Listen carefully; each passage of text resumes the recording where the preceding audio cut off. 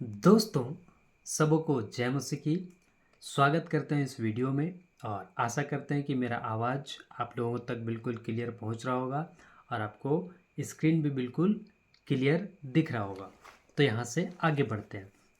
जी हाँ, आपके स्क्रीन पे दिख रहा होगा GOD, गॉड, यानी हिंदी में परमेश्वर। जी हाँ, इस विषय पे हम लोग बात कर रहे थे और इसके ऊपर 3 एपिसोड, जी हाँ 3 एपिसोड ऑलरेडी बन चुका है। अगर आपने उन तीनों एपिसोड को नहीं देखा है तो आप ज़रूर देखें और सीखें, है ना, क्योंकि अद्भुत बातें हैं ना, परमेश्वर के वचन से अद्भुत बातें उसमें किया गया है ना। और इस वीडियो में भी अद्भुत बातें है ना किया जाएगा, जिससे बहुत सारा चीज़ आपको सीखने के लिए मिलेगा। तो चलिए आगे बढ़ते हैं। GOD, गॉड, हिंदी में परमेश्वर, इस विषय पे हम लोग अभी आगे देखेंगे। जी हाँ दोस्तों, आपके स्क्रीन पे बिल्कुल क्लियर दिख रहा होगा, लिखा है so far you have seen 3 concepts, है ना। और वो 3 कॉन्सेप्ट्स यानी 3 कॉन्सेप्ट को हमने क्लियर किया था। और वो पहला था क्या? मनुष्य के परमेश्वर, इस विषय को हमने देखा था।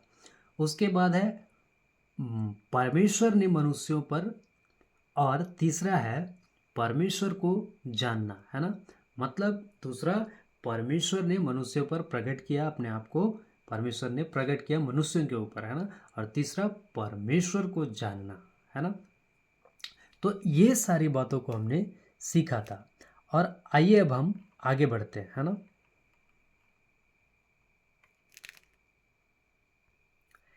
जी दोस्तों, आपको स्क्रीन पे दिख रहा होगा so finally who is God, और ये प्रश्न चिन्ह का साइन भी आप देख सकते हैं। और हिंदी में कौन है परमेश्वर? जी हाँ, हिंदी में लिखा हुआ है कौन है परमेश्वर। और इस विषय पे अभी हम लोग बात करेंगे और इस विषय को हम लोग समझेंगे कि आखिर कौन है परमेश्वर, है ना। आज अगर परमेश्वर की बात करें तो संसार में क्या क्या चीज़ को परमेश्वर नहीं बना दिया गया, है ना। जो कि इससे पहले वाले वीडियो में बहुत सारी बातों को हमने देखा था, है ना। लेकिन अब जो सच्चा परमेश्वर है ना, जो पूरा यूनिवर्स को बनाया, जो मनुष्य को बनाया, है ना, वो कौन है? तो इसलिए लिखा है कौन है परमेश्वर, है ना, स्पष्ट। आइए आगे बढ़ते हैं। तो परमेश्वर की 6 खूबियां आपके बीच रख रहा हूं, जिसमें से एक बहुत जरूरी है। परमेश्वर की 6 खूबियां अभी आपके बीच में रखूंगा, जिसमें से एक बहुत जरूरी है ना, यानी मतलब बहुत महत्वपूर्ण है। इसका मतलब ये नहीं कि बाकी का जो 5 है वो महत्वपूर्ण नहीं है, लेकिन एक सबसे ज़्यादा महत्वपूर्ण है। और उसको जब मैं रखूंगा तो आप भी बात को समझ पाएंगे। तो आइए आगे बढ़ते हैं। जी हाँ दोस्तों, आप बिल्कुल स्पष्ट अपनी स्क्रीन पे देख सकते हैं, लिखा है पहला, यानी एक, परमेश्वर पवित्र है, गॉड इज हॉली, है ना, गॉड इज होली। नीचे लिखता है पवित्रता, जिसको बाइबल सबसे ज़्यादा जोर देती है। जी हाँ, परमेश्वर पवित्र है और उसके जैसा पवित्र और कोई नहीं है। अगर आप इस संसार की बात करें, इस दुनिया की बात करें, जिस दुनिया में आज हम लोग रह रहे हैं, क्या चीज़ का मानने वाले लोग आज नहीं मिल जाएंगे, है ना। ईटा को, बालू को, सीमेंट को, प्राकृतिक को, है ना, ये सब चीज़ों को मानने वाले मिल जाएंगे।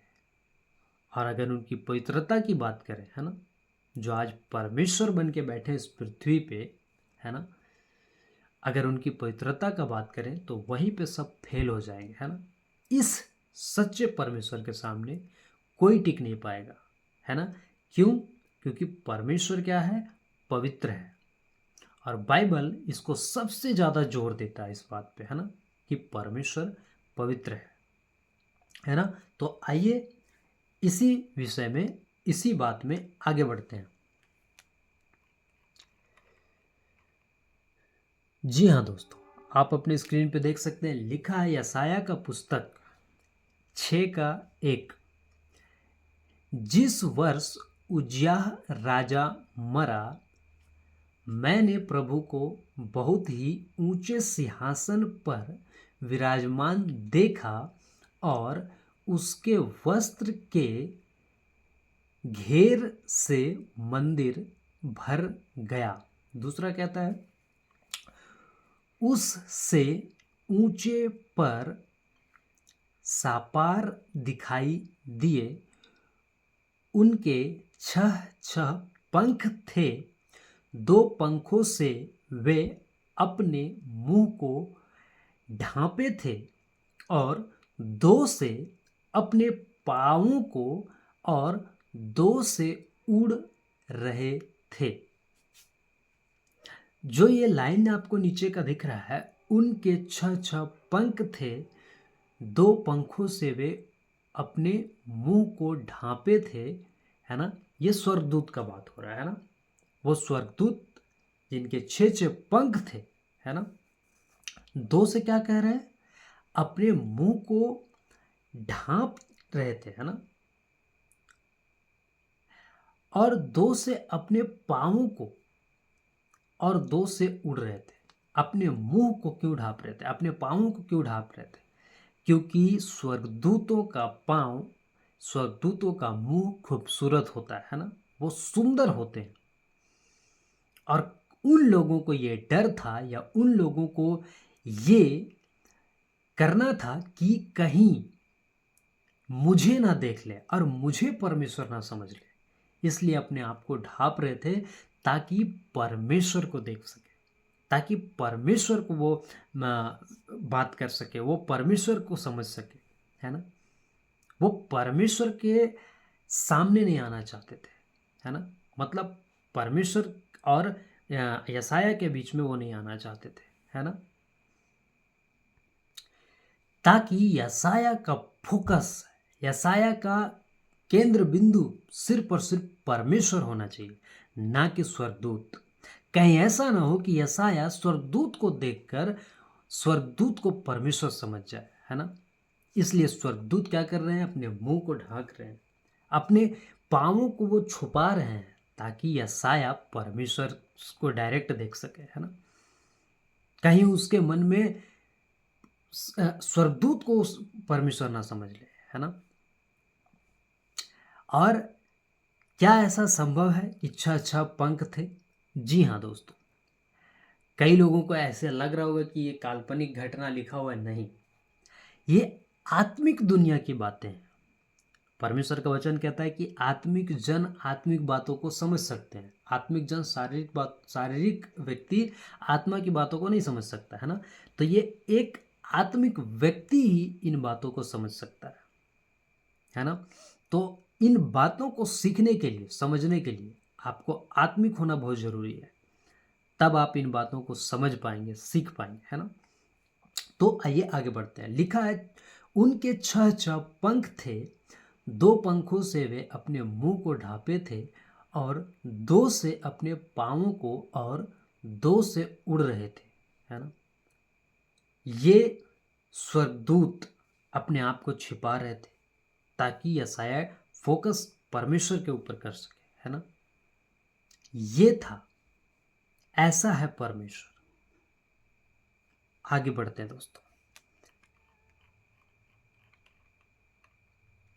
यशायाह 6:3 कहता है, और वे एक दूसरे से पुकार पुकार कर कह रहे थे, सेनाओं का यहोवा, यानी यहोवा जो हिब्रू वर्ड है ना, और यहोवा जिसको कहते हैं याहवे, है ना। तो यहाँ पे कह रहा है, और वे एक दूसरे से पुकार कर कह रहे थे, है ना। मतलब लाउड, है ना, आवाज में पुकार पुकार कर कह रहे थे, है ना, चिल्ला चिल्ला कर कह रहे थे। क्या कह रहे थे? सेनाओं का यहोवा, है ना, हिब्रू वर्ड याहवे, है ना, लिखता है पवित्र पवित्र पवित्र है। अब ये तीन पवित्र क्यों लिखा, है ना? यहोवा लिखा हुआ है, लेकिन अगर आप हिब्रू पढ़ेंगे तो याहवे मिलेगा। और पवित्र पवित्र पवित्र है, ये 3 बार क्यों लिखा है? तो उसका खुलासा मैं आप लोगों के बीच में रख रहा हूँ, है ना। तो ये 3 बार इसलिए यहाँ पे पवित्र पवित्र लिखा हुआ है या कह रहे हैं वो स्वर्गदूत लोग, क्योंकि यहाँ पे परमेश्वर है, यानी पिता परमेश्वर, पुत्र परमेश्वर और पवित्र आत्मा परमेश्वर, यानी पिता, पुत्र और पवित्र आत्मा। तो ये तीनों के लिए बोला जा रहा है ना, पिता पवित्र है, पुत्र पवित्र है, पवित्र आत्मा पवित्र है। तो पवित्र पवित्र पवित्र ये 3 बार क्यों? तो यहाँ पे यहोवा का मतलब यानी यहवे का मतलब पिता, पुत्र और पवित्र आत्मा, है ना। ये चीज प्रकाशित वाक्य में भी आया है ना।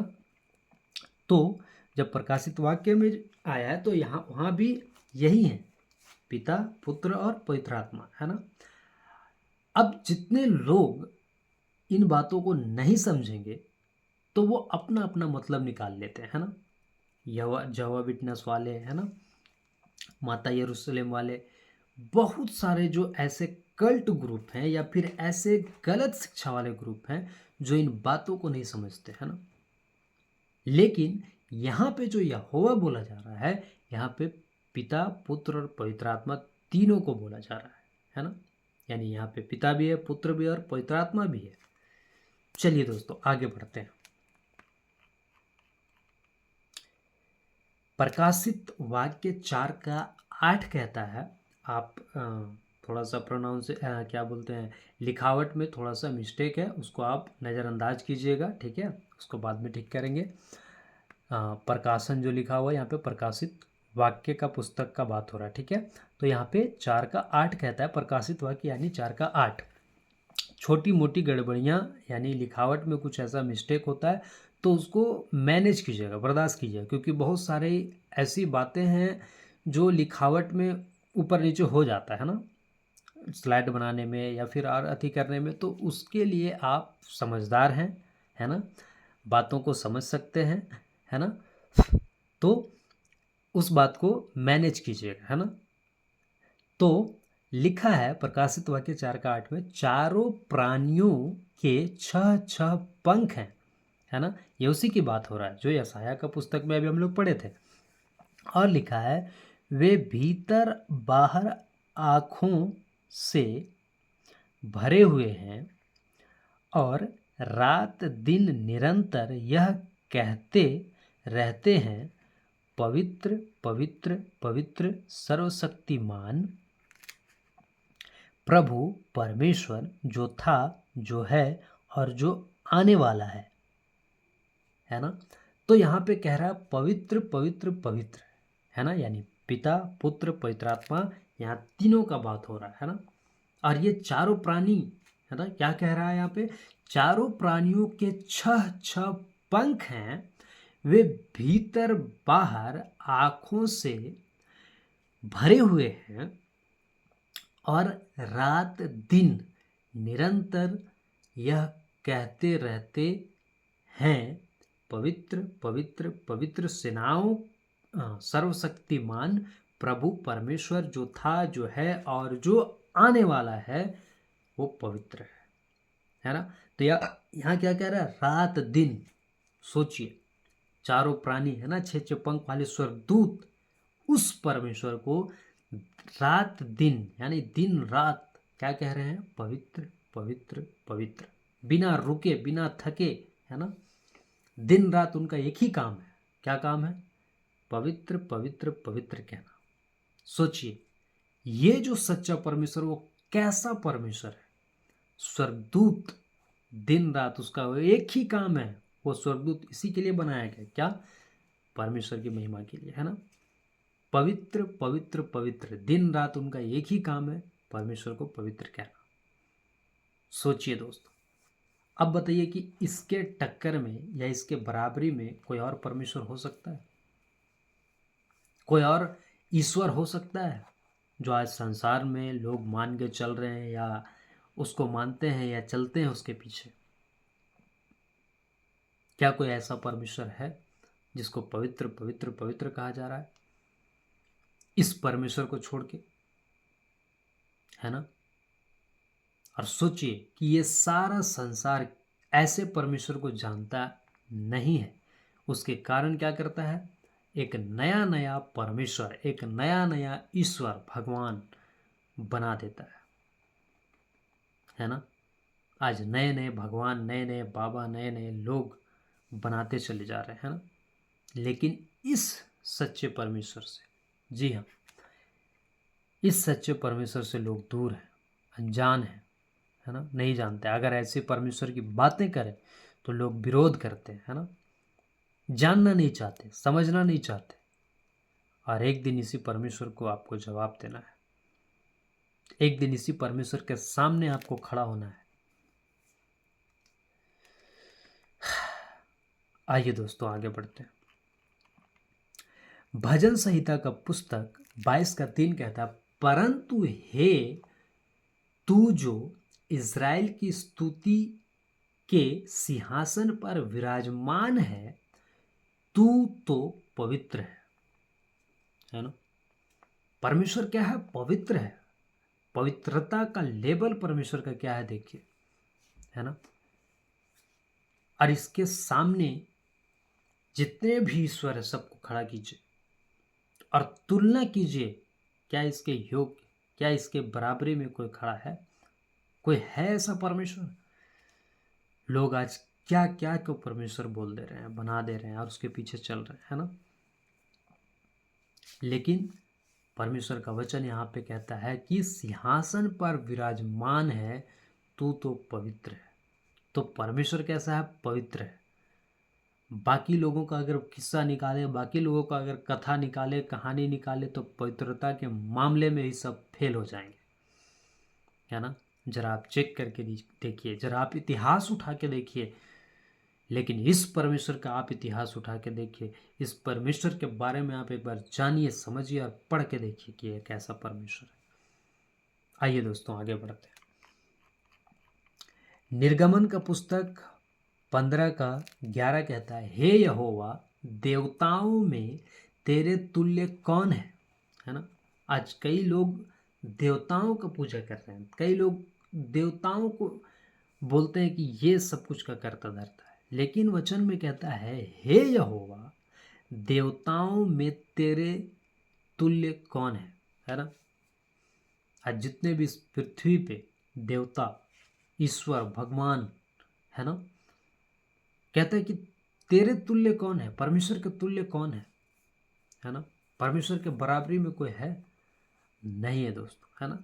आगे कहता है, तू तो पवित्रता के कारण महाप्रतापी और अपनी स्तुति करने वालों के भय के योग्य और आश्चर्य कर्म का करता है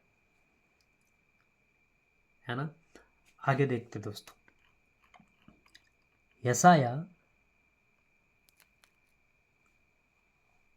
57 का 15 कहता है, सर्वोच्च और महान परमेश्वर जिसका नाम पवित्र है, जो अनंत काल तक जीवित है। यहां पे क्या कह रहा है यशाया? सर्वोच्च और महान परमेश्वर जिसका नाम पवित्र है। आप कहते हैं कि वो यीशु मसीह चंगा करने वाला परमेश्वर, वो पवित्र है ना? उसका नाम क्या है? पवित्र, है ना? आप कहते हैं सर्वशक्तिमान परमेश्वर जो हमको खाना दे देता है, हमको जरूरत पूरा कर देता है, मेरा बीमारी ठीक कर देता है, उसका नाम क्या है? पवित्र है ना? जिसको आप कहते हैं कि मेरे लिए परमेश्वर ये कर दे, वो कर दे, उसका नाम क्या है? पवित्र है। ऐसा परमेश्वर है। आगे कहता है, जो अनंत काल तक जीवित है ना? अनंत काल तक जीवित परमेश्वर, अनंत काल तक मतलब कभी अंत ना होने वाला, काल, अनंत काल, है ना। और बाकी परमेश्वर जो इस पृथ्वी पे आज जिसको लोग मान के बैठे हैं, उन लोगों का अगर किस्सा निकाले तो कई परमेश्वर तो मर गए, है ना, जीवते है ही नहीं। लेकिन कहता है कि सर्वोच्च और महान परमेश्वर जिसका नाम पवित्र है, जो अनंत काल तक जीवित है ना, अनंत काल तक जीवित है। क्या आप ऐसे परमेश्वर को जानते हैं? क्या आप ऐसे परमेश्वर को समझते हैं? कितना समझते हैं आप ऐसे परमेश्वर को जिसका नाम ही पवित्र है? सोचिए दोस्तों, परमेश्वर के वचन में, परमेश्वर के बातों में कितनी सच्चाई है ना। और ऐसे परमेश्वर को लोग नहीं जानते, कितना दुख का बात है। आगे देखते हैं दोस्तों, इसे हम लोग देख चुके थे। ये पहला सामुएल 2:2 कहता है, यहोवा के तुल्य कोई पवित्र नहीं, क्योंकि तुझ को छोड़ और कोई है ही नहीं, और हमारे परमेश्वर के समान कोई चट्टान नहीं है। जी हाँ दोस्तों, यहाँ पे बिल्कुल स्पष्ट लिखा हुआ है, यहोवा के तुल्य कोई पवित्र नहीं। अब इस परमेश्वर के सामने कोई पवित्र नहीं है ना। सोचिए, क्योंकि तुझको छोड़ और कोई है ही नहीं, और हमारे परमेश्वर के समान कोई चट्टान नहीं। स्पष्ट हो गया है ना कि पवित्रता के मामले में कोई परमेश्वर की तुलना नहीं कर सकता, कोई परमेश्वर की बराबरी नहीं कर सकता, है ना। तो कैसे कह सकते हैं आप उसको परमेश्वर जो पवित्रता में ही फेल हो गया? अगर इस परमेश्वर का बात करें तो ये परमेश्वर पवित्र है ना। इसका पवित्रता का लेबल देखिए, और बाकी और जितने भी आप ईश्वर, देवता, भगवान या फिर और जितने भी आप परमेश्वर बना के बैठे हैं, उसका पवित्रता का लेबल बता के देखिए, है ना। खोल के देखिए इतिहास की पुस्तकें, है ना, जितनी भी पोथा पढ़ना, पढ़ के देखिए कि कौन पवित्र है ना। और ऐसा ही हवा में बोल नहीं दे रहे हैं, परमेश्वर का वचन से बात कर रहे हैं, है ना। उठ के मुंह उठा के कोई भी कुछ भी बोल सकता है, लेकिन परमेश्वर की बातों से आप समझिए इन बातों को, परमेश्वर के वचन से इन बातों को आप सीखिए, है ना। आइए आगे देखते दोस्तों। दूसरा, परमेश्वर सत्य है, गॉड इज ट्रू। परमेश्वर क्यों सत्य है? अब प्रश्न उठता है कि परमेश्वर क्यों सत्य है ना। तो परमेश्वर इसलिए सत्य है, आगे देखिए लिखा है, क्योंकि आपको परमेश्वर के किसी भी कार्य में झूठ, यहाँ पे ठा होगा लेकिन ट लिखा हुआ है, कोई बात नहीं, आपको समझदारी से काम लेना है, बुद्धि से काम लेना है ना। लिखावट में मैंने पहले भी कह चुका हूँ और अभी भी कहता हूँ, ऊपर नीचे हो सकता है, उसको आप बर्दाश्त कीजिएगा, मैनेज कीजिएगा, ठीक है। झूठ, धोखेबाजी, चालाकी, भ्रष्टाचार, पाप नहीं मिलेगा, है ना। अब पूरे परमेश्वर की कथा को अगर आप पढ़ेंगे, है ना, पूरे बाइबल को अगर आप पढ़ेंगे, परमेश्वर के विषय में बिल्कुल स्पष्ट ये क्लियर क्रिस्टल स्टेटमेंट है कि परमेश्वर के बारे में आपको कहीं भी झूठ नहीं मिलेगा कि परमेश्वर ने झूठ बोला या धोखेबाजी किया या चालाकी किया या भ्रष्टाचार किया या पाप किया। कहीं नहीं आपको मिलेगा कि परमेश्वर ऐसा करता है। लेकिन अगर इस परमेश्वर को छोड़ और ईश्वर का बात करें, है ना, और जो बड़े बड़े मंडलेश्वर का बात करें, जो बड़े बड़े कहते हैं कि हम ईश्वर हैं, हम भगवान हैं, हम ये हैं वो हैं, अगर उसकी बात करें तो आपको बहुत सारा झूठ मिल जाएगा, बहुत सारा धोखेबाजी की बातें मिल जाएगा, बहुत सारा चालाकी की बातें मिल जाएगा, बहुत सारा भ्रष्टाचार की बातें मिल जाएगा, बहुत सारा पाप की बातें मिल जाएगा आपको, है ना।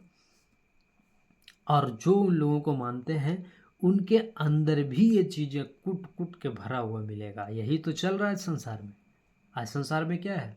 झूठ, है ना, जम के भरा हुआ है। कहाँ झूठ आपको नहीं मिलेगा? सब जगह झूठ मिलेगा। धोखेबाजी, धोखेबाजी का तो लेबल ही अलग है ना, आपको दुनिया में देखने को मिल जाएगा। चालाकी, एक दूसरे का पैसा को लेके चालाकी, एक दूसरे का सामान को लेके चालाकी, एक दूसरे का घर, जमीन, सब कुछ को लेके चालाकी करता है आज, है ना।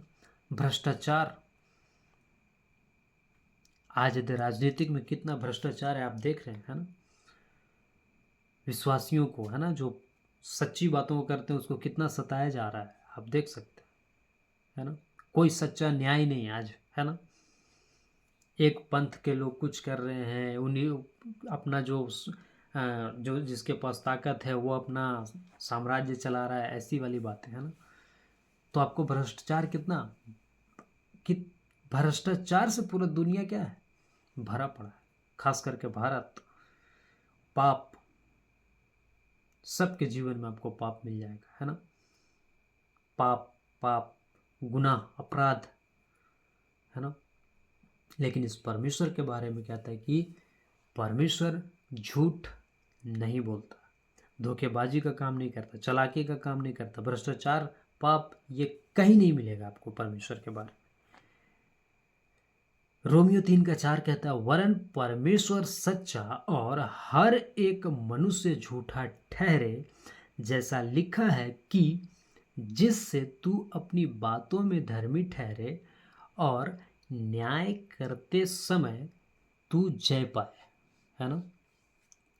तो यहाँ पे कहता है कि क्या, हर एक मनुष्य झूठा ठहरे, जैसा लिखा है कि जिससे तू अपनी बातों में धर्मी ठहरे, है ना। तो हर एक मनुष्य क्या, झूठा हो सकता है, लेकिन परमेश्वर कभी झूठा नहीं होता, है ना। परमेश्वर सच्चा है, स्पष्ट लिखा है ना। आइए दोस्तों आगे बढ़ते हैं।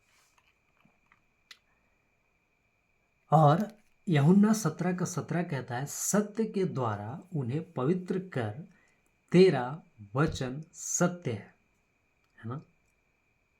परमेश्वर का वचन कैसा है? सत्य है ना। तेरा वचन सत्य है। परमेश्वर का वचन कैसा है? सत्य है ना।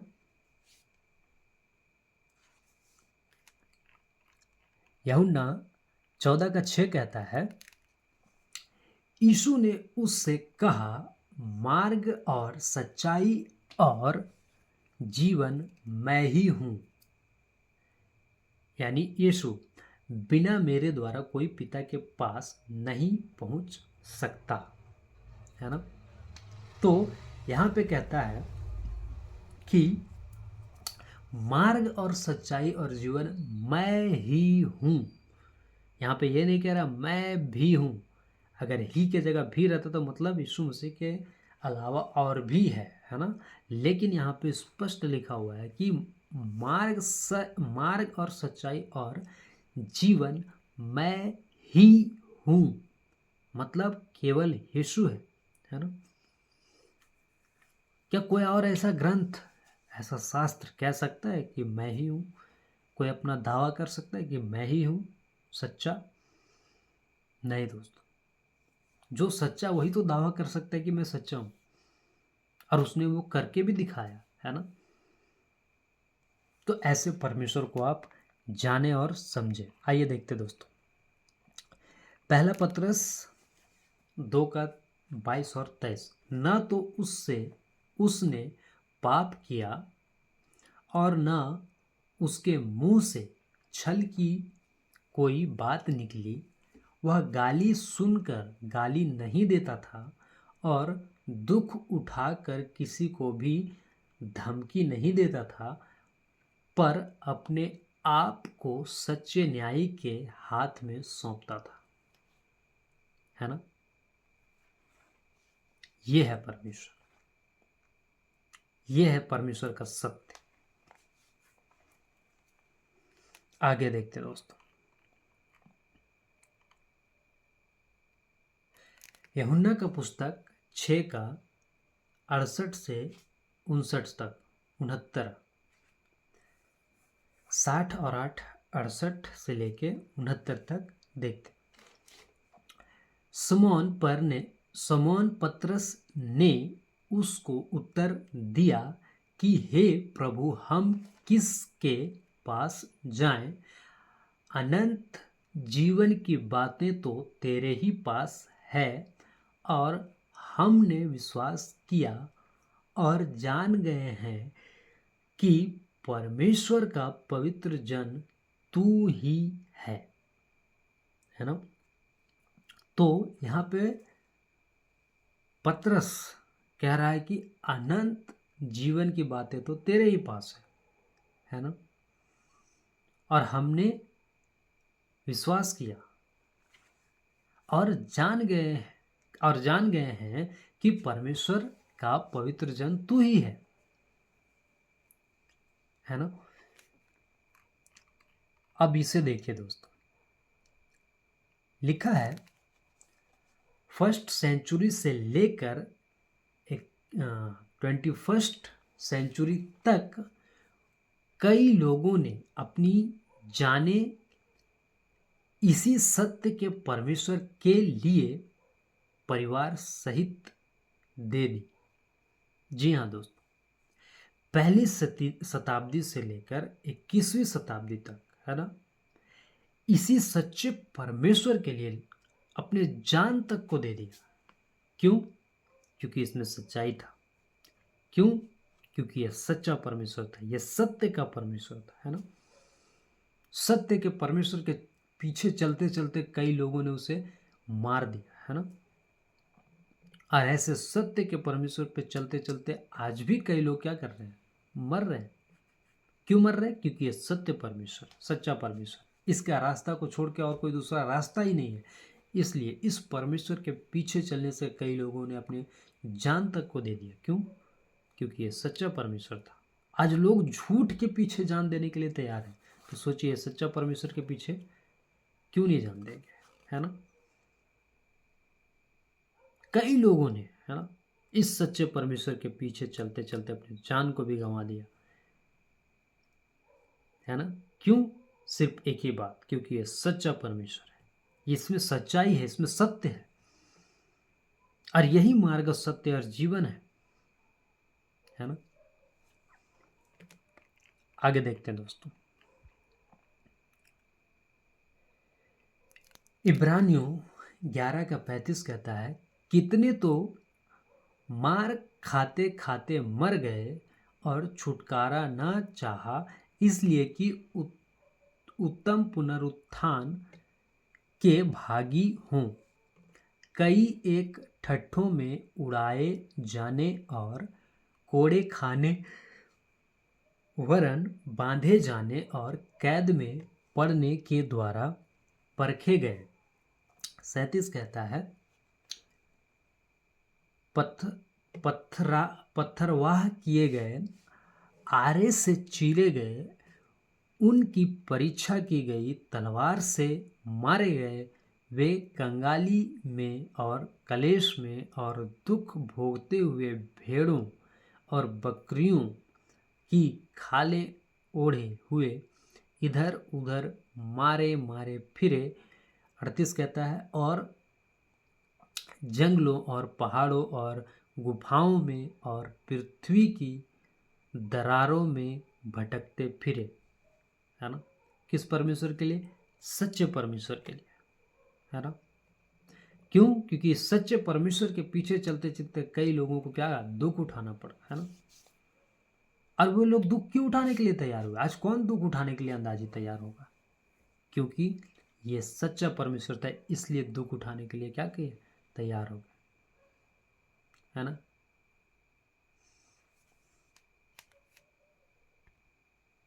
अगर इस परमेश्वर में सच्चाई नहीं होता ना दोस्तों, तो लोग दुख उठाने के लिए तैयार नहीं होते, है ना। लोग ठट्ठा क्यों क्यों उनका मजाक उड़ाया जा रहा है? क्योंकि वो सच्चे परमेश्वर के पीछे चल रहे हैं, है ना। आज आपका भी मजाक उड़ाया जाता है। आप भी आज जब सच्चे परमेश्वर के रास्ते को चुनेंगे तो आपका भी मजाक उड़ाया जाएगा, लेकिन परमेश्वर नहीं बदलेगा, है ना। परमेश्वर सच्चा है। और ये मजाक उड़ाने वाले कौन है? जो सच्चे परमेश्वर को नहीं जानते, है ना। तो ऐसे सच्चे परमेश्वर के लिए लोगों ने दुख उठाया, है ना। ऐसे सच्चे परमेश्वर के लिए उन्होंने निंदा सही। और आज भी कई लोग है ना, अभी आप देख सकते हैं छत्तीसगढ़ की घटना है ना, कि सताए जा रहे हैं, दुख उठा रहे हैं। कई लोग ऐसे हैं, कई लोगों का आप गवाहियां सुन सकते हैं कि उन्होंने दुख उठाया और उठा रहे हैं, है ना। आइए दोस्तों आगे बढ़ते हैं। तीसरा, परमेश्वर प्रेम है। जी हाँ, गॉड इज लव, है ना। परमेश्वर प्रेम है। अब आइए इससे संबंधित वचन को देखते हैं। लिखा है पहला यूहन्ना 4:16 में, और जो प्रेम परमेश्वर हमसे रखता है उसको हम जान गए और हमें उसकी प्रतीति है। परमेश्वर प्रेम है ना।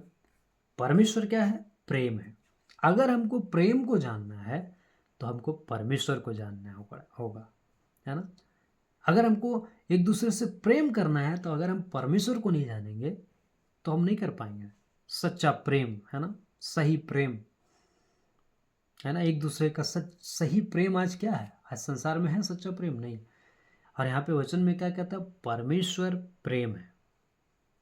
परमेश्वर ने जगत से, यूहन्ना 3:16 में कहता है परमेश्वर ने जगत से ऐसा प्रेम रखा कि उसने अपना एकलौता पुत्र दे दिया, है ना, ताकि जो कोई उस पर विश्वास करे वह नाश ना हो परंतु अनंत जीवन पाए। सोचिए कैसा प्रेम किया। जब हम पापी थे, है ना, हमारा कोई अच्छा नहीं, कुछ भी अच्छा नहीं था, हम पाप में थे, हम गुनाह में थे, अपराध में थे, है ना, हम दोषी थे, परमेश्वर के सामने हम थे, मुजरिम थे। उस समय से हम लोगों को प्रेम किया। कितना बड़ा प्रेमी परमेश्वर है, सोचिए। इसलिए पहला यूहन्ना 4:16 कहता है परमेश्वर प्रेम है। आज संसार में आप देख सकते हैं कैसा कैसा प्रेम चल रहा है ना। न्यूज देख सकते हैं आप, न्यूज खोलिएगा तो भ्रष्टाचार, है ना, लूट, सरकार जनता को लूट रहा है ना। लड़का लड़की को धोखा दे रहा है, लड़की लड़का को धोखा दे रहा है। शादी करने के बाद उसको दूसरा से शादी करना था लेकिन पहला से शादी किया, फिर उसको दे मार के, तब फिर दूसरा से शादी किया, अपना प्रेमी से शादी की। तो क्या वो सच्चा प्रेम है? नहीं दोस्तों, है ना। प्रेम के नाम पे आज कैसे कैसे धोखेबाजी चल रहा है, आप सोशल मीडिया पे देख सकते हैं। समाज में, जिस समाज में आप रहते हो उस समाज में आप देख सकते हैं, है ना। ऐसा क्यों? आज दुनिया में तबाही क्यों मचा हुआ है ना। सब कुछ इतना 21वीं शताब्दी में टेक्नोलॉजी का दुनिया, है ना, इतना खोजबीन करके हम अपने जीवन को और आसान बना लिए हैं, है ना। ये देश तरक्की में है, ये है वो है, लेकिन उसके बावजूद आपको कहाँ प्रेम देखने के लिए नहीं मिलेगा।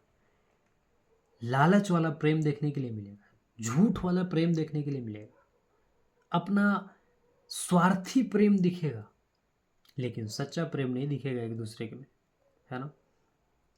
यह सच्चा प्रेम जब तक एक इंसान सच्चे परमेश्वर को नहीं जानेगा तब तक उसके अंदर नहीं आ सकता, है ना।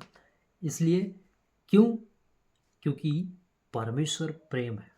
हम परमेश्वर को जितना जानेंगे उतना प्रेम को जानेंगे, है ना। अगर हमको प्रेम को जानना है तो हमको परमेश्वर को जानना होगा, क्योंकि परमेश्वर क्या है? प्रेम है।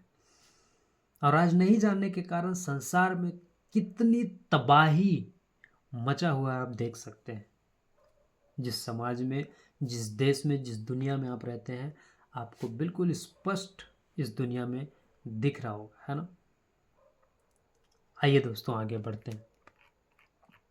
लिखा है पहला यूहन्ना 4:8 में, जो प्रेम नहीं रखता वह परमेश्वर को नहीं जानता है ना। यही बातें, क्योंकि परमेश्वर प्रेम है ना। जो प्रेम नहीं रखता वह परमेश्वर को नहीं जानता है, क्योंकि परमेश्वर प्रेम है ना। जिसको सही में सच्चा प्रेम होगा वो एक दूसरे का भला चाहेगा, है ना, बुरा नहीं चाहेगा। आज आप देश में, दुनिया में देख सकते हैं कि किस तरह का प्रेम चल रहा है ना। और ऐसा क्यों चल रहा है? झूठ वाला प्रेम क्यों चल रहा है? क्योंकि ये सच्चे पर प्रेम को तो जानता ही नहीं है लोग। जो सच्चे प्रेम का परमेश्वर है ना, जो सच्चा प्रेम करने वाला परमेश्वर है, उसके बारे में अगर कोई किसी को बताता है, समझाता है, सिखाता है अच्छी बातें, भली बातें, तो उसको क्या कह देते हैं कि धर्मांतरण हो रहा है, धर्म परिवर्तन हो रहा है। जो लोग धर्म परिवर्तन की बातें कहते हैं और इतना इसके ये में है, मैं उन लोगों से कहना चाहता हूँ, तुम बहुत बड़का समाज के ठेकेदार बनते हो।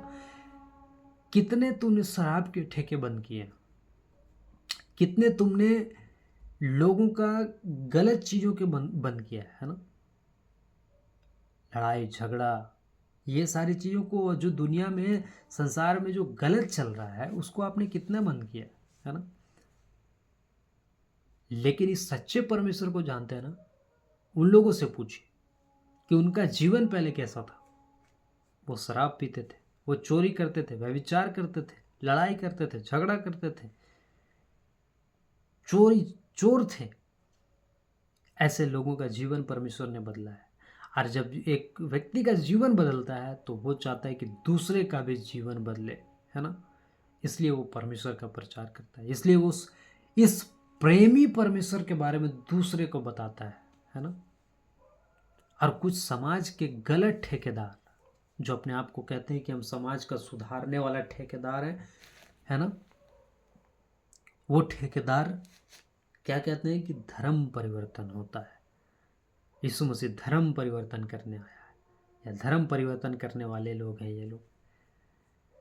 बाइबल के एक भी वचन से आप निकाल के अगर जिस दिन साबित कर दीजिएगा कि परमेश्वर धर्म परिवर्तन करता है, यीशु मसीह धर्म परिवर्तन करता है, मैं सोशल मीडिया पे वीडियो बनाना बंद कर दूंगा, है ना। और जिसमें दम है आमने सामने आके बात कीजिए और पूरे बाइबल से साबित कीजिए कि परमेश्वर धर्म परिवर्तन करता है ना। परमेश्वर जीवन को बदलता है, परमेश्वर प्रेम है, स्पष्ट लिखा परमेश्वर प्रेम है। और जो प्रेम करता है ना, उसी को एक दूसरे का चिंता होता है। परमेश्वर को चिंता है मनुष्य का, है ना। इसलिए अपने लोगों के मनों को, हृदयों को तैयार करता है कि परमेश्वर के बारे में दूसरों को बताए, सिखाए, ताकि उसका जो जीवन, और कई ऐसी गवाहियां आप सोशल मीडिया पे सुन सकते हैं। कई बड़े बड़े लोग जो पैसे धनवान थे, है ना, कई लोग क्योंकि कहते हैं ना कि पैसे देख के तो धर्म परिवर्तन करता है। फिर जो धनवान थे उनका जीवन कैसे बदल रहा है, जो ऑलरेडी धनी थे। आप कई ऐसी गवाहियों को सुन सकते हैं। धनी थे, अच्छा खासा उनके पास पैसा था, है ना, लेकिन उसके पास सच्चाई नहीं था, जिसके कारण उसका जीवन गड़बड़ी में था। और ऐसे जीवन में गड़बड़ी होने के कारण क्या हुआ, उसको किसी ने परमेश्वर के बारे में बताया। किसी ने जब परमेश्वर के बारे में बताया तो उस सच्चाई को जब जाना तो क्या किया, पश्चाताप किया, अपने पापों को अंगीकार किया, परमेश्वर से क्षमा मांगा। परमेश्वर ने उसको मदद और सहायता किया और उस पाप से वो दूर हो गया। फिर उसको आप क्या कहेंगे? जिसके पास पैसा नहीं है उसको तो आप कह देते हैं कि इसको पैसा देकर धर्म परिवर्तन के, और एक भी यदि स्टेटमेंट जो आप देते हैं उसको साबित करने नहीं सकते, है ना। तो ये बिल्कुल झूठ है, बिल्कुल ये राजनीतिक चल रहा है ना। परमेश्वर कभी किसी का धर्म परिवर्तन नहीं, परमेश्वर जीवन परिवर्तन करता है। परमेश्वर जो बुराई है ना, उसको दूर करता है। परमेश्वर धर्म परिवर्तन नहीं करता है, परमेश्वर जीवन परिवर्तन करने के लिए आया है ना। इसलिए कहता है परमेश्वर प्रेम है। इसी प्रेम के कारण परमेश्वर हर एक मनुष्य को बचाना चाहता है ना। लेकिन जो विरोधी लोग हैं, है ना, जो विरोध करते हैं, जो परमेश्वर को जानना नहीं चाहते, है ना, वो लोग यदि धर्म परिवर्तन का झूठा आरोप लगाते हैं जो सच्चे परमेश्वर का प्रचार करते हैं, है ना। आइए दोस्तों आगे बढ़ते हैं। पहला यूहन्ना 4:19 कहता है, हम इसलिए प्रेम करते हैं कि पहले उसने हमसे प्रेम किया, है ना। हम इसलिए प्रेम करते हैं कि पहले उसने हमसे प्रेम किया, है ना। हमसे प्रेम किया, मनुष्य से प्रेम किया परमेश्वर।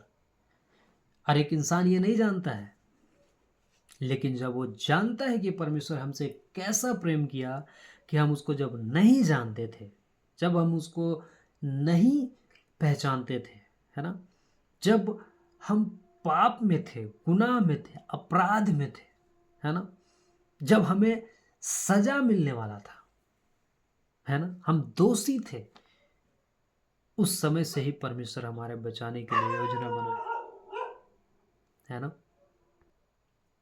जी हाँ दोस्तों, परमेश्वर योजना बनाया मानव जाति को बचाने के लिए, है ना। और इसलिए कहता है कि हम इसलिए प्रेम करते हैं कि पहले उसने हमसे प्रेम किया।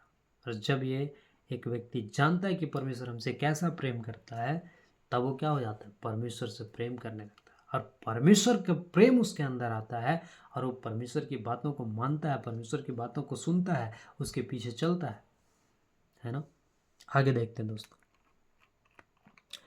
पहला यूहन्ना 3:1 में कहता है, देखो पिता ने हमसे कैसा प्रेम किया है कि हम परमेश्वर की संतान कहलाएं, और हम हैं भी, है ना। ये है परमेश्वर का प्रेम, है ना। लेकिन जो ऐसी बातों को, परमेश्वर के प्रेम को नहीं समझते, वो क्या करते हैं, विरोध करते हैं, है ना। ऐसा सच्चा परमेश्वर है, ऐसा प्रेमी परमेश्वर है। यशाया 54:10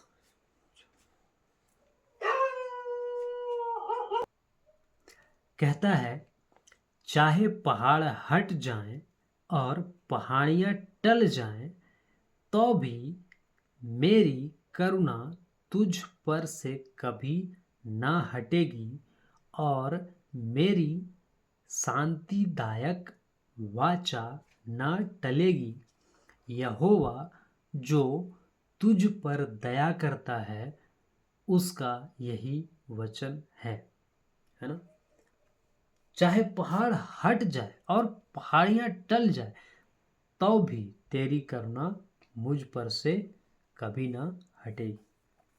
ऐसा परमेश्वर है ना। आगे देखते हैं दोस्तों, इफिसियों 3:19 कहता है, और मसीह के उस प्रेम को जान सको जो ज्ञान से परे है, कि तुम परमेश्वर की सारी भरपूरी तक परिपूर्ण हो जाओ, है ना। तो यहाँ पे कह रहा है, और मसीह के उस प्रेम को जान सको जो ज्ञान से परे है। आप अपने ज्ञान से, है ना, परमेश्वर के प्रेम को नहीं समझ सकते, अपना बुद्धि लगा के परमेश्वर के प्रेम को नहीं समझ सकते, है ना। छोटा सा दिमाग लेके परमेश्वर के प्रेम को आप नहीं समझ सकते, है ना। ज्ञान से परे है आपका जो सांसारिक ज्ञान है, सांसारिक जो बुद्धि लगाते हैं परमेश्वर को जानने के लिए, उससे आप परमेश्वर के प्रेम को नहीं जान सकते, परमेश्वर को नहीं जान सकते, है ना। परमेश्वर के प्रेम को, परमेश्वर के बातों को, परमेश्वर को जानने के लिए परमेश्वर के पवित्र आत्मा की जरूरत है ना। इसलिए वचन कहता है कि आत्मिक जन आत्मिक बातों को समझता है ना। ज्ञान से परे है, परमेश्वर का बुद्धि, परमेश्वर का ज्ञान अलग है। और आप संसार के ज्ञान को उठा के और परमेश्वर के ज्ञान को समझना चाहेंगे, कभी नहीं होगा, है ना। इसीलिए लिख रहा है, जो ज्ञान से परे है ना, तो उस प्रेम को समझना आत्मिक रूप से बहुत जरूरी है ना। आगे देखते हैं दोस्तों, न्यू लिविंग ट्रांसलेशन क्या कहता है, देखिए। न्यू लिविंग ट्रांसलेशन कहता है, may you experience the love of Christ, do it is too great to understand fully. ये कहता है न्यू लिविंग ट्रांसलेशन, है ना। आइए दोस्तों, अब आगे देखते हैं। उसके प्रेम को पाने के लिए आपको कुछ नहीं करना है, क्योंकि जगत की उत्पत्ति से पहले ही उसने आपसे प्रेम किया है। कहाँ लिखा है, इफिसियों 1:4 कहता है, जैसा उसने हमें जगत की उत्पत्ति से पहले उसमें चुन लिया कि हम उसके निकट प्रेम में पवित्र और निर्दोष हों, है ना। उसके प्रेम को जानने पाने के लिए आपको कुछ नहीं करना है ना, क्योंकि वो आपको जगत के उत्पत्ति से पहले, है ना, चुन लिया है। लेकिन आज क्या हो रहा है कि इस सच्चे परमेश्वर को, जी हाँ दोस्तों, कुछ लोग ऐसा सोचते हैं कि हम कुछ करेंगे तब परमेश्वर खुश हो जाएगा, है ना। कुछ लोग सोचते हैं कि हम 40 दिन का फास्टिंग कर लेंगे तब परमेश्वर खुश हो जाएगा। कुछ लोग सोचते हैं कि हम अच्छा गीत गा लेंगे तो परमेश्वर खुश हो जाएगा। कुछ लोग सोचते हैं कि हम ऐसा कर लेंगे तो खुश हो जाएगा। कुछ लोग सोचते हैं हम वैसा कर लेंगे तो खुश हो जाएगा। लेकिन परमेश्वर उन सारी चीज़ों को अलग, है ना, आपसे वो सारी बातें अलग हो जाता है और परमेश्वर ऑलरेडी आपसे क्या है, खुश है ना, आपसे प्रसन्न है। क्यों? क्योंकि यीशु में आपको देखता है ना।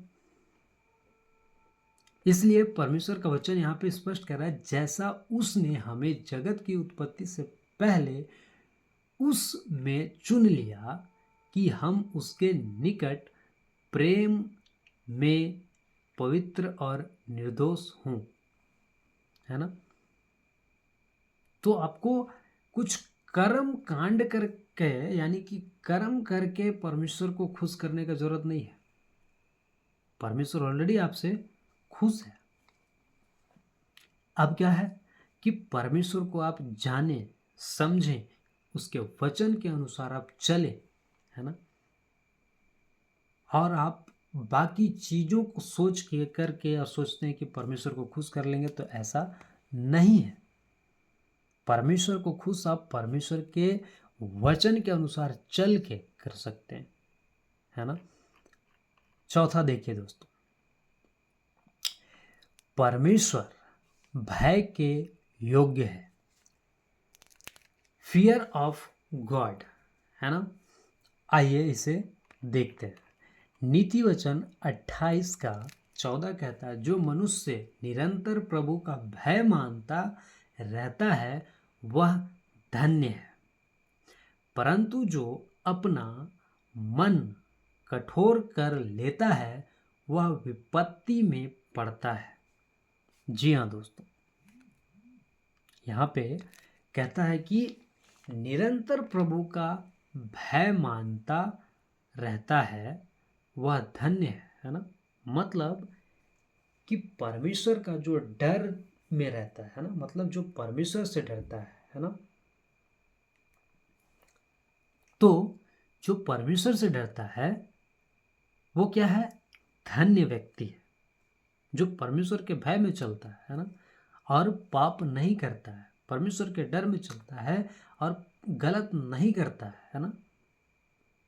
एक होता है ना कि सब लोग देख रहे हैं तो कोई नहीं गलती करता है ना, नहीं सब लोग देख रहे हैं ना, लेकिन जब कोई नहीं रहता है तब भी कोई परमेश्वर आपको देख रहा होता है ना। तो इसलिए निरंतर प्रभु का भय मानता रहता है वह धन्य है, परंतु जो अपना मन कठोर कर लेता है ना, परंतु जो अपना मन क्या कर लेता है, कठोर कर लेता है, वह विपत्ति में पड़ता है। आज कई लोग अपने मन को क्या कर लिए, कठोर कर लिए। हो सकता है इस वीडियो को जितने लोग देख रहे होंगे, है ना, कुछ ऐसे लोग भी होंगे जो अपने मन को कठोर कर लिए हैं, ऐसी बातों को सीखना नहीं चाहते, समझना नहीं चाहते, है ना, ऊपर से और विरोध करना चाहते हैं या फिर विरोध करते हैं। तो आप ये ध्यान रखिए कि वह विपत्ति में पड़ता है, तो आप विपत्ति में पड़ जाएंगे अगर आप परमेश्वर के डर में नहीं चलेंगे, परमेश्वर के भय में नहीं चलेंगे, है ना। आपको परमेश्वर का डर होना चाहिए, है ना। नीति वचन में एक जगह कहता है कि परमेश्वर का भय मानने से, परमेश्वर का डर मानने से परमेश्वर धन, महिमा और जीवन होता है, उसका फल, है ना। तो परमेश्वर का जो डर भय में चलता है उसको परमेश्वर धन भी देता है, यानी कि उसकी जीविका को चलाने के लिए धन की जो आवश्यकता है वो भी परमेश्वर पूरा करता है। और महिमा, है ना, मतलब आपको समाज में इज्जत, है ना, लोगों से इज्जत वो भी देता है परमेश्वर। और जीवन, है ना, तो निरंतर प्रभु का भय मानता रहता है वह धन्य है ना। लेकिन जो नहीं मानता है, जो अपना मन को कठोर कर लेता है, विपत्ति में पड़ता है। आप इस बात को भी ध्यान रखिएगा, है ना। आगे देखिए दोस्तों, एक विश्वासी ने परमेश्वर का भय मानना पूरी जिंदगी भर बहुत जरूरी है ना। अगर आप इस सच्चे परमेश्वर को जान गए हैं, अगर आप एक कहते हैं कि हम विश्वासी हैं, तो ऐसे सच्चे परमेश्वर का भय मानना, है ना, बहुत जरूरी है पूरी जिंदगी भर, है ना। अपने पूरे जीवन काल में, है ना, इस परमेश्वर के डर भय में आप चलें, इस परमेश्वर के अनुसार आप अपना जीवन को बिताएं, है ना। आइए अब आगे बढ़ते हैं दोस्तों। इस चित्र को देखिए दोस्तों, मूसा और पौलुस, है ना। मूसा को आग का झाड़ी में परमेश्वर दर्शन दिया था, और पौलुस को भी, है ना। अब आइए इससे संबंधित वचन को देखते हैं। लिखा है इब्रानियों 12 का 18 कहता है, तुम तो उस पहाड़ के पास जो छुआ जा सकता था और आग से प्रज्वलित था, और काली घटा और अंधेरा और आंधी के पास, 19 कहता, और तुरही की ध्वनि और बोलने वाले के शब्द, बोलने वाले के ऐसे शब्द के पास नहीं आए, जिसके सुनने वालों ने विनती की कि अब हमसे और बातें न की जाए। 20 कहता है, क्योंकि वे उस आज्ञा को न सह सके कि यदि कोई पशु भी पहाड़ को छुए तो पत्थरवाह किया जाए। और वह दर्शन ऐसा डरावना था कि मूसा ने कहा, मैं बहुत डरता और कांपता हूँ, है ना। सोचिए, वो डर रहे हैं, कांप रहे हैं, है ना, परमेश्वर को देख। परमेश्वर का डर, परमेश्वर का भय एक मनुष्य के जीवन में होना बहुत जरूरी है ना। आगे कहता है, पर तुम सिय्योन के पहाड़ के पास और जीवते परमेश्वर के नगर स्वर्गीय यरूशलेम के पास और लाखों स्वर्गदूतों और उन पहिलौठों की साधारण सभा और कलीसिया जिसके नाम स्वर्ग में लिखे हुए हैं, और सबके न्यायी परमेश्वर के पास और सिद्ध किए हुए धर्मियों की आत्माओं, 24 कहता है, और नई वाचा के मध्यस्थ यीशु और छिड़काव के उस लहू के पास आए हो जो हाबिल के लहू से उत्तम बातें कहता है। 25 कहता है, सावधान रहो और उस कहने वाले से मुंह न फेरो, क्योंकि वे लोग जब पृथ्वी पर के चेतावनी देने वाले से मुंह मोड़ कर न बच सके, तो हम स्वर्ग पर से चेतावनी करने वाले से मुंह मोड़ कर क्यों कर बच सकेंगे। 26 कहता है, उस समय तो उसके शब्द ने पृथ्वी को हिला दिया, पर अब उसने यह प्रतिज्ञा की है कि एक बार फिर मैं केवल पृथ्वी को नहीं वरन आकाश को भी हिला दूंगा। 28 कहता है, इस कारण हम इस राज्य को पाकर हिलने, जो हिलने का नहीं, उस अनुग्रह को हाथ से ना जाने दें जिसके द्वारा हम भक्ति और भय, है ना, क्या लिखा है, भक्ति और भय यानी डर सहित परमेश्वर की ऐसी आराधना कर सकते हैं जिससे वह प्रसन्न होता है, क्योंकि हमारा परमेश्वर भस्म करने वाली आग है ना। तो परमेश्वर से क्यों डरना है? क्योंकि वो भस्म करने वाली आग है। अगर परमेश्वर को गुस्सा आ गया, है ना, आपकी हरकतों के ऊपर, तो आपको भस्म भी कर सकता है ना। सदोम और अमोरा आप कहानी पढ़ सकते हैं, है ना। तो हमें परमेश्वर का भय, है ना, मानना जरूरी है ना, यानी एक विश्वासी को, है ना। और जो लोग विश्वासी नहीं है उसको तो सबसे पहले विश्वास करना है इस परमेश्वर पे और परमेश्वर के भय में चलना है ना। 5वां देखिए दोस्तों, परमेश्वर सामर्थी है, गॉड इज पावर, है ना। इर्मिया 10:12 कहता है, उसी ने पृथ्वी को अपनी सामर्थ से बनाया, उसने जगत को अपनी बुद्धि से स्थिर किया और आकाश को अपनी प्रवीणता से तान दिया है। जब वह बोलता है तब आकाश में जल का बड़ा शब्द होता है और पृथ्वी की छोर से वह कोहरे को उठाता है। वह वर्षा के लिए बिजली चमकाता और अपने भंडार में से पवन चलाता है ना। ये है परमेश्वर का पावर, है ना।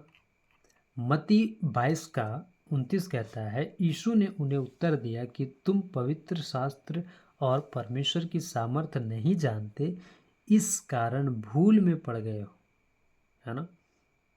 तो परमेश्वर की जो सामर्थ आपने जो देख रहे हैं ना, जो अभी इससे पहले के वचन में यशाया 10:12 में जो पढ़े, है ना, तो ऐसा सामर्थी परमेश्वर है ना।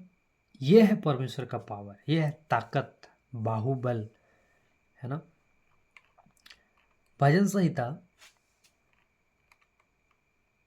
71:18 में कहता है, इसलिए हे परमेश्वर, जब मैं बूढ़ा हो जाऊं और मेरे बाल पक जाएं, तब भी तू मुझे ना छोड़, जब तक मैं आने वाली पीढ़ी के लोगों को तेरा बाहुबल और सब उत्पन्न होने वालों को तेरा पराक्रम सुनाऊं, है ना। जितने लोग इस वीडियो को देख रहे हैं ना, जितने विश्वासी लोग देख रहे हैं, उन सबको ये कहना है परमेश्वर से कि जब तक मैं बूढ़ा ना हो जाऊं, है ना, मतलब आप बूढ़ा हो जाए, आपका बाल पक जाए, तब भी परमेश्वर क्या करे, आपको ना छोड़े, है ना। क्यों? जब तक मैं आने वाली पीढ़ी के लोगों को तेरा बाहुबल और सब उत्पन्न होने वाले लोगों को तेरा पराक्रम सुनाऊं, है ना। तो क्यों? क्योंकि परमेश्वर का वो बाहुबल है ना, जो परमेश्वर का जो ताकत है, परमेश्वर का जो पावर है, परमेश्वर क्या कर सकता है, ये बातें, ये सच्चाई, है ना, ये सच्चाइयाँ लोगों को क्या कर सके, बता सके, अगली पीढ़ी को, है ना, दूसरे लोगों को, है ना, क्या कहता है, आने वाली पीढ़ी के लोगों को, है ना, एक पीढ़ी से दूसरे पीढ़ी को बता सके, है ना, क्या, परमेश्वर का बाहुबल, है ना, पराक्रम, क्या करे, उसको सुनाए। आज मैं क्या कर रहा हूँ, परमेश्वर का बाहुबल का ही तो प्रचार कर रहा हूँ। परमेश्वर कौन है, कैसा है, उसकी क्या ताकत है, क्या कर सकता है ना।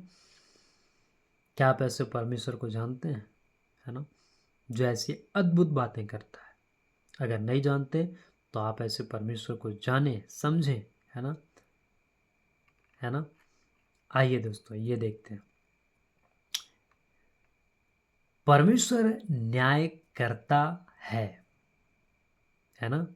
परमेश्वर न्याय करता है। गॉड इज जज,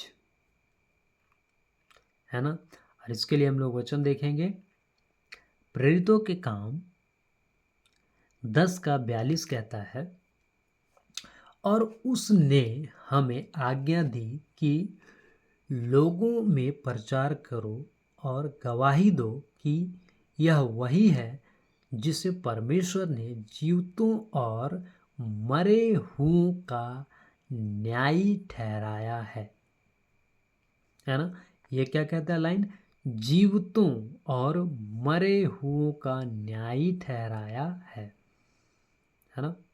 किसको न्यायी ठहराया है? यीशु मसीह को, है ना। किसके ऊपर? जीवितों और मरे हुओं दोनों का न्याय परमेश्वर करेगा, है ना। जो जिंदा भी है उसका, और जो मर गए हैं उसका भी न्याय कौन करेगा? परमेश्वर, है ना। इसलिए आपको परमेश्वर का डर भय मानना है ना, ताकि आप परमेश्वर के डर में चल के बच सकें, है ना। लेकिन आज उसके विरोध में ही कई लोग खड़े हो गए, है ना।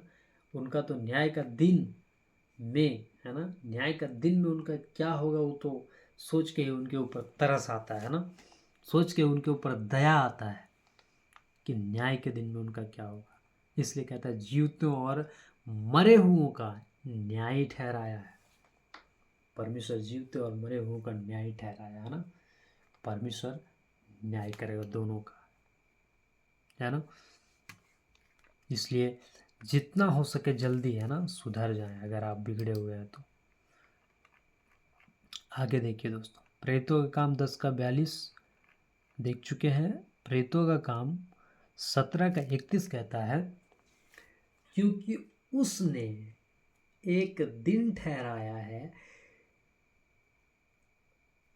जिसमें वह उस मनुष्य के द्वारा धर्म से जगत का न्याय करेगा जिसे उसने ठहराया है, और उसे मरे हुओं में से जिलाकर यह बात सब पर प्रमाणित कर दी है ना। तो यहाँ पे क्या कहता है? जगत का न्याय करेगा, है ना। पूरे जगत का न्याय करेगा, चाहे कोई भी हो, हिंदू हो, मुस्लिम हो, सिख हो, ईसाई हो, है ना, बहुत बड़ा धनवान हो, गरीब हो, अमीर हो, सबका न्याय परमेश्वर करेगा, है ना। सबका न्याय यीशु मसीह एक दिन करेगा, है ना। सोचिए दोस्तों, कितना जरूरी और कितना जल्द ये जानना, ये समझना जरूरी है कि ये परमेश्वर कौन है, कैसा है, और इसके निकट आ जाना, है ना। इसके अंडर में आ जाना है, इसके गुस्से का शिकार नहीं होना, है ना, बचना, है ना। परमेश्वर के भय में चलना कितना जरूरी है, या फिर कितना इम्पोर्टेंट है। नहीं तो फिर गई भैंस पानी में, है ना, फिर आप गए परमेश्वर के हाथ में। सोचिए दोस्तों, ये कहता है परमेश्वर का वचन। आगे देखते हैं दोस्तों, दूसरा कुरिन्थियों 5:10 कहता है, क्योंकि अवश्य है कि हम सब का हाल मसीह के न्याय आसन के सामने खुल जाए, कि हर एक व्यक्ति, मतलब हर धर्म का व्यक्ति, है ना, कोई भी धर्म को, हिंदू, मुस्लिम, सिख, ईसाई, जितने भी, पारसी, जितने भी और भी अन्य अन्य धर्म, है ना, सरना धर्म, ये वो सब व्यक्ति का न्याय परमेश्वर करे, है ना। अपने अपने भले बुरे कामों का बदला जो उसने देह के द्वारा किए हो पाए, है ना। तो न्याय एक दिन यीशु मसीह करेगा, है ना। स्पष्ट देखिए दोस्तों, वचन स्पष्ट कहता है, साफ लिखा हुआ है ना।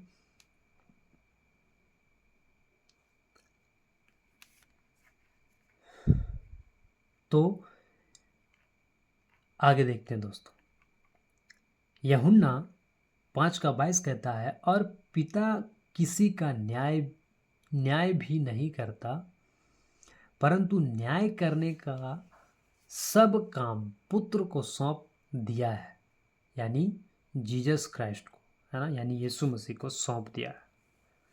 तो इस पृथ्वी का कोई भी तुर्रम खान, है ना, सबका न्याय कौन करेगा? यीशु मसीह, है ना। आगे देखते हैं दोस्तों, सबोपदेशक 12:14 कहता है, क्योंकि परमेश्वर सब कामों और सब गुप्त बातों का, चाहे वे भली हो या बुरी, न्याय करेगा, है ना। सोचिए दोस्तों, आज भ्रष्टाचार इस संसार में, है ना, कितना चल रहा है। सोचिए उन नेताओं का क्या होगा अगर उन्होंने वक्त रहते, अगर उन्होंने पश्चाताप नहीं किया, है ना, तो उनका न्याय निश्चित है, उनको सजा निश्चित है ना। आज सड़कों पे देख सकते हैं किस तरह से भ्रष्टाचार हो रहा है ना, बिना मतलब का, है ना, लड़ाई झगड़ा, ईर्ष्या, द्वेष, लालच, घमंड, पाप, बुराई कितना बढ़ा हुआ है ना। आज लोग अपने अहंकार, अपने घमंड में चल रहे हैं, है ना, अपने मन को फिराना नहीं चाहते, है ना, अपने जीवन को बदलना नहीं चाहते। इसीलिए कहता है भली बुरी सब बातों का, है ना, गुप्त बातों का, भली बुरी जो आप सोचते हैं बंद कमरे में करते हैं और सोचते हैं कि नहीं देख रहा कोई, परमेश्वर देखता है ना। गुप्त बातों का, चाहे वो भली हो या बुरी, न्याय करेगा, है ना। आइए दोस्तों आगे बढ़ते हैं। इस तस्वीर को देखिए दोस्तों, एक तरफ आपको ऊपर में दिख रहा होगा सफ़ेद कलर का पुस्तकें, जहाँ बहुत सारी पुस्तकें, और नीचे पीला कलर का पुस्तक, एक पुस्तक, है ना, और गोल सा जहाँ बना हुआ है इस जगह पे, है ना। तो यहाँ परमेश्वर न्याय कर रहा है, वो चीज़, है ना। तो आइए अब इसे आगे देखते हैं इस वचन से, है ना। प्रकाशित वाक्य 20 का 11 और 12 कहता है, फिर मैंने एक बड़ा श्वेत सिंहासन और उसको जो उस पर बैठा हुआ है देखा, जिसके सामने से पृथ्वी और आकाश भाग गए और उनके लिए जगह न मिली। फिर मैंने छोटे बड़े सब मरे हुओं को सिंहासन के सामने खड़े हुए देखा, और पुस्तकें खोली गई, और फिर एक और पुस्तक खोली गई, अर्थात जीवन की पुस्तक, और जैसे उन पुस्तकों में लिखा हुआ था उनके कामों के अनुसार मरे हुओं का न्याय किया गया, है ना। तो यहाँ पुस्तकें और पुस्तक, है ना। अब आप ये तय कीजिए कि आपका नाम कहाँ है, और कहाँ है, और आप क्या चाहते हैं। जिन्होंने पुस्तकों में, है ना, यानी पुस्तकें जो है, अगर इसमें आपका नाम है तो आप यहाँ से नाम कटवा के पुस्तक में कर सकते हैं। कब?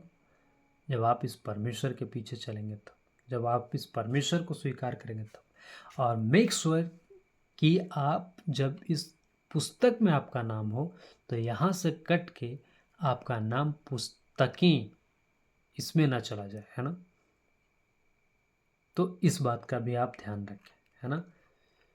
तो पुस्तकें और पुस्तक, है ना।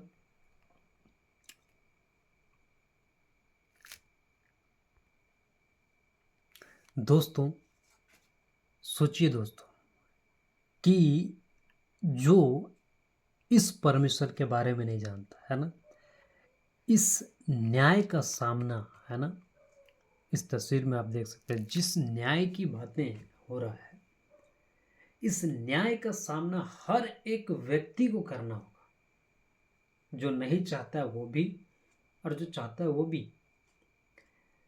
तो सोचिए कि इस परमेश्वर को जानना कितना जरूरी है ताकि आप बच सके, है ना।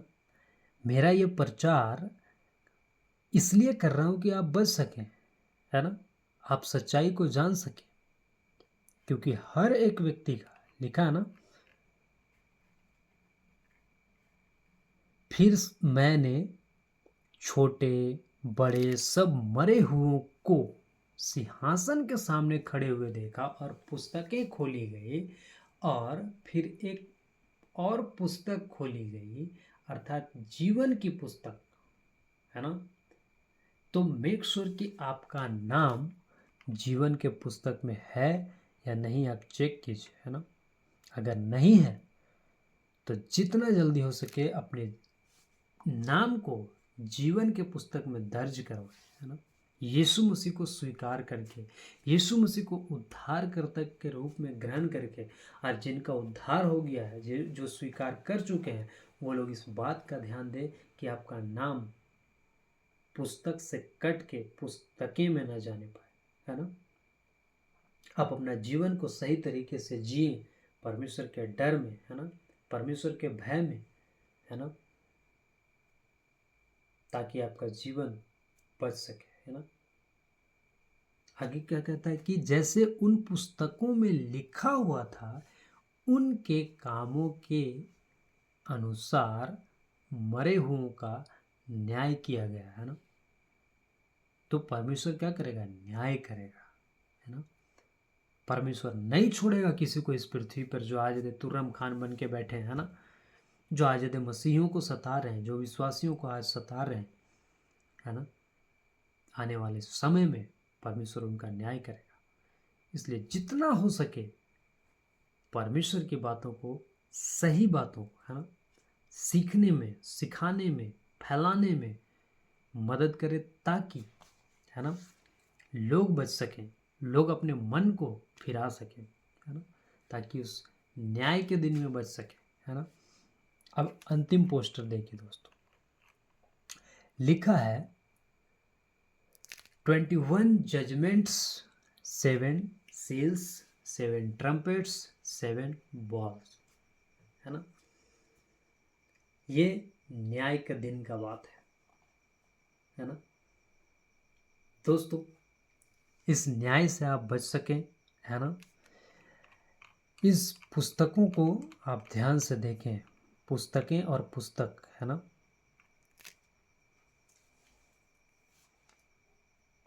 मैं आपसे लास्ट में यही बात कहना चाहता हूँ, बहुत सारी बातें आपने सीखा, देखा, जाना इस सच्चे परमेश्वर के बारे में, है ना। जो परमेश्वर कहाँ का है, क्या कर सकता है, आप कहाँ हैं, आपको कहाँ जाना है ना। इन सब बातों को, इस परमेश्वर के टॉपिक में हमने बहुत सारी बातों को देखा। अब हमारा चुनाव या फिर हमारा उद्देश्य क्या होना चाहिए कि इस परमेश्वर को हम जान तो गए हैं, अब इसके हम पीछे चले, है ना, अपने जीवन को बचाएं। और ये तो अपने जीवन के लिए, लेकिन साथ ही साथ हम लोगों को दूसरे को जीवन को भी बचाना है।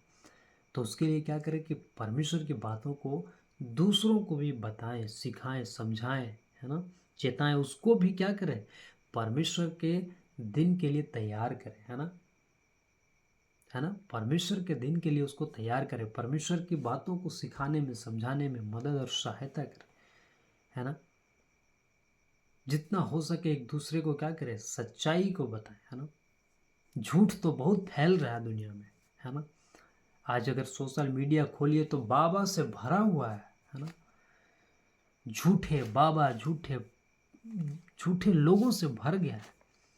लेकिन इस सच्चे परमेश्वर की ज्ञान की बातें, है ना, बहुत कम आपको मिलेगा, जो खराई से बता रहा है, जो सच्चाई से बता रहा है। तो ऐसी बातों को आप फैलाएं, है ना। अंत में मैं यही कहूँगा कि इस वीडियो को जितना हो सके शेयर करें, लोगों तक पहुँचाएं, ताकि ऐसी खरी बातें, ऐसी सही शिक्षाएं लोगों तक पहुँच सके। इससे पहले जो 3 एपिसोड बनाए गए हैं परमेश्वर के ऊपर, उन वीडियोस को भी आप ज़रूर देखें। और भी बहुत सारे वीडियोस है प्लेलिस्ट में, है ना। और भी बहुत सारी जो वीडियो, उनको भी देखें, सीखें, समझें, जानें, है ना, कौन है ये परमेश्वर, है ना। बाइबल पढ़ें, खुद परमेश्वर से प्रार्थना करें जो बातें आपको आज समझ में नहीं आ रहा है ना। तो आशा करते हैं सब बातों को आप समझे होंगे। फिर मुलाकात होगा एक अगले वीडियो में, तब तक के लिए सबको जय मसीह की।